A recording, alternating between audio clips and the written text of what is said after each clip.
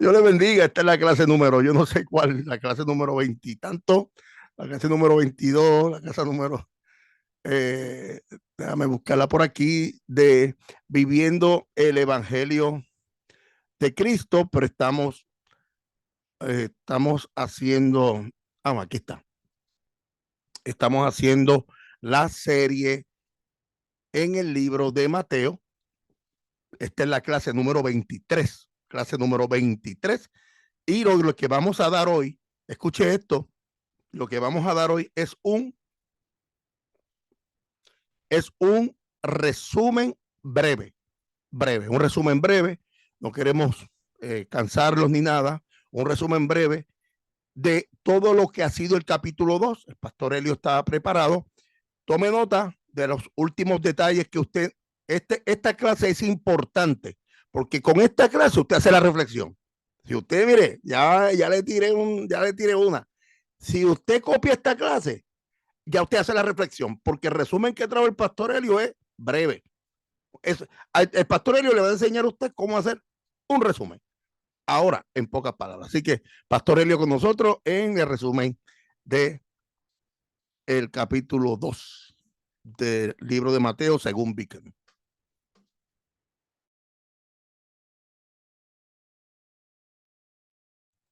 No te oigo, papá. No te oigo, papá. Lento, por favor. No te oigo, papá. No te oigo, Helio.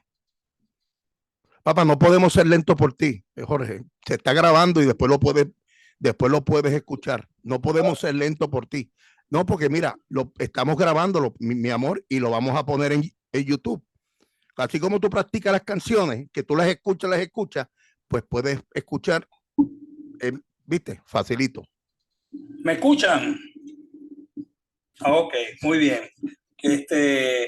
Pues le estaba diciendo que me excuso por los minutos que llegué tarde porque tuve un inconveniente en el trabajo y me hicieron, y a pesar, me hicieron falta el domingo. Bendito sea el Señor, sí.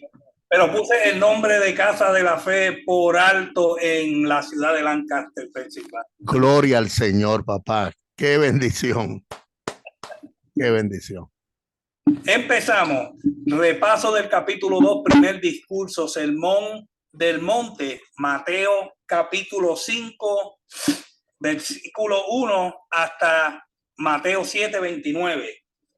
El marco del sermón. La introducción revela que Jesús le predicó a una congregación mixta. Algunos eran marginales, otros seguían a Jesús por sus milagros y aún otros se habían comprometido a seguirlo. El sermón está dirigido directa y principalmente a sus discípulos, pero el resto de la multitud también escuchó con sumo interés. Las bienaventuranzas comienzan con la expresión bendito es o feliz es, que en griego es Macarios. Fitch dice, los pobres en espíritu, los que lloran y los mansos se comparan como el hombre volviendo del pecado a Dios, hambre y sed de justicia, es como Dios volviéndose a los pecadores y vistiéndolos de justicia. Los misericordiosos, los de limpio corazón y los pacificadores son como recién nacidos hijos de Dios haciendo las obras de justicia ante los hombres. Cada una de las 8 bienaventuranzas son una ampliación de Mateo 5:10. Describen la condición ideal del corazón de un ciudadano del reino, condición que produce abundante bendición espiritual. Hay una bendición para los que padecen persecución por causa de la justicia. Es normal que el mundo se oponga a los ciudadanos del reino. Mateo 5:10, primera de Pedro 3:14, primera de Pedro 4:14. Jesús describe el testimonio que los discípulos deben dar al mundo y los compara con la sal de la tierra, Mateo 5:13, y la luz del mundo, Mateo 5:14 al 16, dando sabor y luz a las vidas oscuras e insípidas de los que carecen de nuestro Salvador, Señor Jesucristo. Mateo 5, 17 al 48, Jesús dice que Él no está aquí para abrogar la ley o a los profetas, sino para cumplirla. Jesús cumplió 244 preceptos de la ley que eran positivos. El Sermón del Monte es la contraparte de la parte negativa de la ley. Mateo 5:20, para conseguir la entrada en el reino, nuestra justicia ha de superar a los escribas y a los fariseos. Los escribas y los fariseos no eran pobres en espíritu. 6 ejemplos de justicia más elevada. Mateo 5, del 21 al 48. Letra A, la ira. Mateo 5, del 21 al 26. Jesús dice: ahora en mi reino no debéis ni siquiera tener pensamiento homicida. No debéis llamar a un hermano necio o fátigo, porque podrá ser reo de juicio o expuesto al Gehenna, el infierno de fuego. Jesús enseña que la ira contiene la semilla del homicidio, que las palabras insultantes contienen el espíritu del homicidio, que el lenguaje de maldición implica el mismo deseo de maldecir. Dios no recibe adoración de un creyente que no está en buena relación con su hermano. Hay que aprender a arreglar nuestras diferencias entre los hermanos antes de que nuestros pecados nos alcancen. Adulterio, Mateo 5, del 27 al 30. La ley prohibía el acto del adulterio. Jesús prohíbe el deseo. El pecado comienza en la mente y si lo aguardamos, llegamos finalmente a cometer el acto. Jesús enseñó que si alguna parte de nuestro cuerpo nos hace pecar, sería mejor perder nuestro miembro que perder el alma. La automutilación no es necesaria por cuanto el Espíritu Santo nos capacita para vivir una vida en santidad. Divorcio en el Antiguo Testamento era permitido, Deuteronomio 24:13. Pero Jesús dijo que todo el que repudia a su mujer, a no ser por causa de fornicación, que hace que ella adultere. Esto no significa que automáticamente se convierte en adúltera. Presupone que al no tener medios de vida, se ve obligada a convivir con otro hombre. El tema del divorcio es uno de los temas más complejos en la Biblia. Juramentos, Mateo 5, del 33 al 37. La ley mosaica contenía varias prohibiciones contra jurar en falso por el nombre de Dios. Levíticos 19:12, Números 32, Deuteronomio 23:21. Jesús condena el jurar por el cielo porque es el trono de Dios, por la tierra porque es el estado de sus pies, por Jerusalén porque es la santa ciudad, ni aún por nuestra propia cabeza porque Dios es creador de todo. No obstante, no prohíbe tomar juramento en un tribunal de justicia. Jesús dijo que su sí sea sí y su no sea no. Para el cristiano son innecesarios los juramentos. Represalias, Mateo 5, del 38 al 42. La ley decía ojo por ojo y diente por diente. Era un mandamiento castigar el crimen cometido. Jesús fue más allá de la ley a una mayor justicia al abolir totalmente la venganza. También nos da 5 principios para poder hacer mayor justicia. Volver la otra mejilla, entregar la capa y la extra milla, dando al que pide prestado al que necesita. Solo si somos guiados por el Espíritu Santo podemos regirnos por estos principios correctamente. Amor a los enemigos. Jesús anuncia que debíamos amar a nuestros enemigos y orar por los que nos ultrajan y persiguen. No hay recompensa si amamos a los que nos aman. Jesús dijo que debíamos volver bien por mal, de modo que seamos hijos de su Padre que está en los cielos. Sed pues vosotros perfectos como vuestro Padre que está en los cielos es perfecto, así como el sol sale y la lluvia cae para justos como pecadores, nosotros debemos mostrar bondad y compasión para con todos los hombres, demostrando una mayor madurez espiritual, emulando a nuestro Padre Celestial. 3 prácticas religiosas. Mateo 6 del 1 al 18, limosna, Mateo 6 del 2 al 4. Jesús comienza esta porción de su sermón con una advertencia en contra de exhibir nuestra piedad dando limosna con el propósito de ser visto. Cuando un seguidor de Cristo da limosna, debe hacerlo en secreto, y nuestro Padre que nos ve en secreto nos recompensará en público. Debemos procurar la gloria de Dios y no la nuestra. Oración, Mateo 6 del 5 al 15. Jesús advierte a sus discípulos en contra de la hipocresía en la oración. La clave a la respuesta a la oración está en orar en secreto. Si nuestro verdadero motivo es llegar a Dios, Él oirá y responderá. La oración no debería consistir en vanas repeticiones, esto es, oraciones formularias o frases vacías. En la oración conocemos nuestra necesidad y dependencia de Él.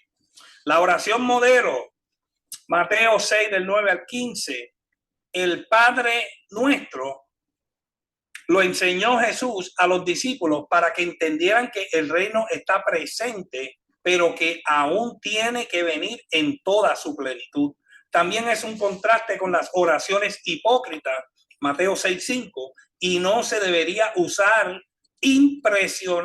para impresionar a los demás.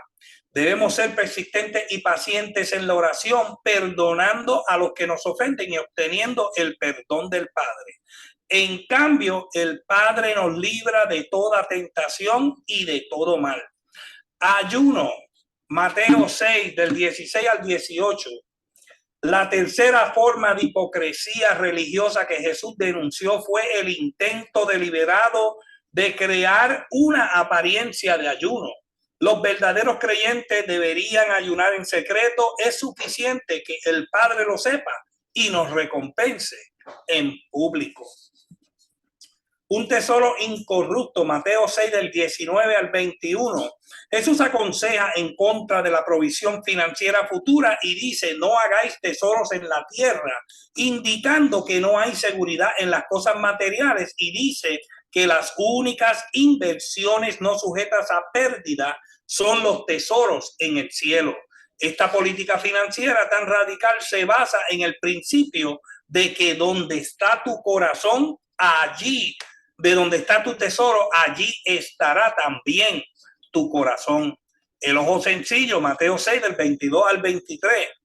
El ojo sano pertenece a la persona que tiene motivos puros, que tiene un deseo sencillo por los intereses de Dios y que está dispuesto a aceptar literalmente las enseñanzas de Cristo.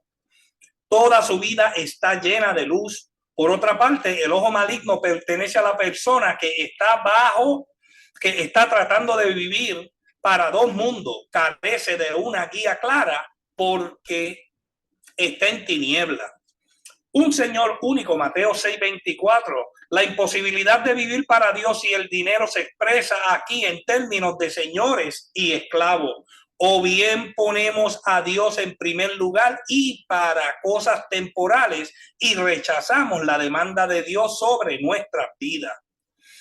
Simplicidad de confianza, Mateo 6 del 25 al 34. Jesús ataca la tendencia de centrar nuestras vidas en torno a los alimentos y al vestido como los gentiles, perdiendo de vista el propósito central para el que fuimos creados. Las aves de los cielos ilustran el cuidado de Dios que Dios tiene a sus criaturas.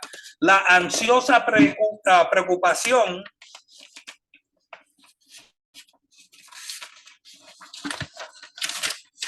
acerca del futuro es inútil. Si el Señor viste a los lirios con esplendor, ¿cuánto más cuidará su pueblo, los que le adoran y le sirven? Dios, en cambio, promete que si le buscamos a Él primeramente, todo lo que es necesario se nos será añadido. Inclinación a censurar, Mateo 7 del 1 al 5. El juzgar a otro implica que también nosotros seamos juzgados, criticados y aún condenados. Jesús denuncia nuestra tendencia a ver una pequeña falta en alguien mientras ignoramos la misma falta en nosotros mismos.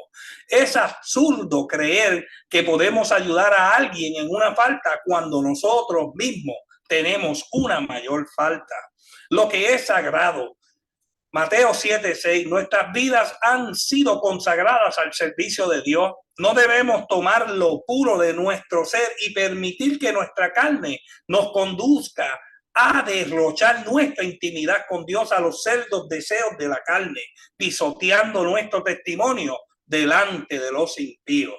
Peticiones, Mateo 7, del 7 al 12. Aquí tenemos una invitación a pedir y a seguir pidiendo, a buscar y a seguir buscando, a llamar y a seguir llamando. El cristiano ha de orar con fe, Santiago 1, 6 al 8, y de modo acorde a la voluntad de Dios, Primera de Juan 5, 14. La oración debe ser persistente, Lucas 18, 1 al 8, y sincera, Hechos 10, 22, letra A. Si los padres humanos responden a las peticiones de sus hijos con lo que es mejor para ellos, cuánto más nuestro Padre que está en los cielos. La regla de oro, Jesús va más allá de los frenos restrictivos a una benignidad activa. Esto dicho por Jesús es la ley y los profetas.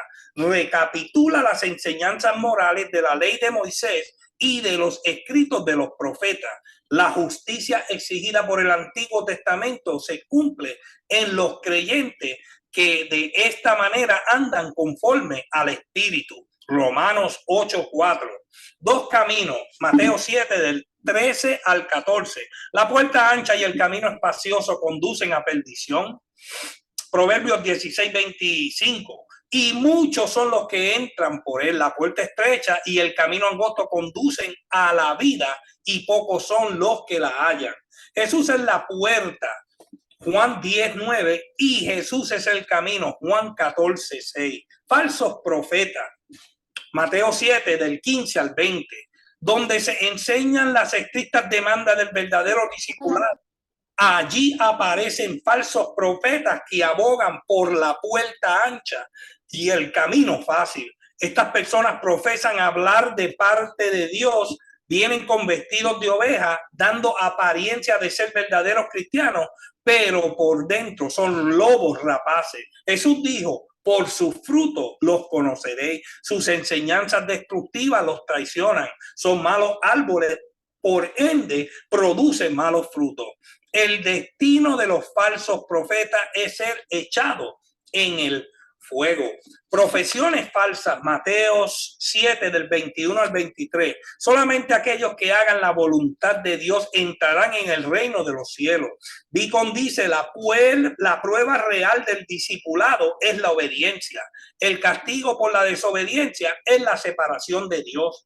En el día de juicio, cuando los incrédulos comparezcan ante Cristo, Apocalipsis 20 del 11 al 15, muchos le recordarán que profetizaron, que echaron fuera demonios y que hicieron muchos milagros en su nombre. Jesús les dirá que nunca los conoció o los reconoció como si fueran suyas. Conclusión del sermón, Mateo 7 del 24 al 29. Ilustración final, Mateo 7 del 24 al 27. El discípulo que oye y pone por obra los mandamientos de Jesús es como un hombre prudente que edificó su casa sobre la roca. Su casa o su vida tiene un sólido fundamento y cuando es golpeado por la lluvia y los vientos no cae. La persona que oye estas palabras de Jesús no las pone por obra. Es como un hombre insensato que edificó su casa sobre la arena. Cuando descendió la lluvia y soplaron los vientos, la casa cayó porque no tenía una base sólida. El insensato rehúsa arrepentirse y rechaza a Jesús. Reacción de la multitud, Mateo 7, del 28 al 29. Cuando Jesús terminó su mensaje, la gente se quedó atónita. La gente reconoció una diferencia entre la enseñanza de Jesús y la de los escribas. Él hablaba con autoridad. Las palabras de ellos carecían de poder. La suya era una voz, la de ellos un mero eco. Amén. Hermano, yo quiero dar un aplauso por este resumen maravilloso. Maravilloso, papá. Esto es una reflexión.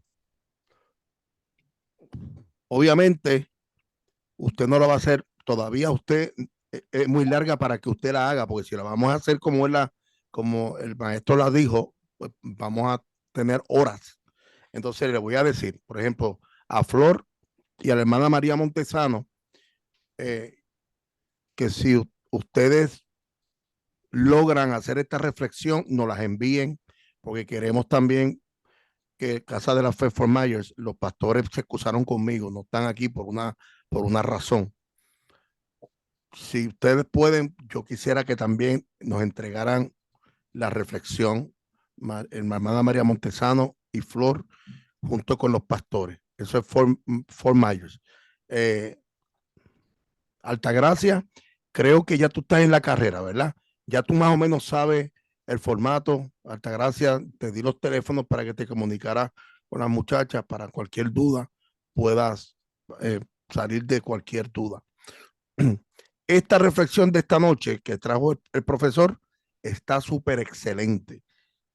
Yo voy a poner esto, déjame parar esto aquí. Yo voy a poner esto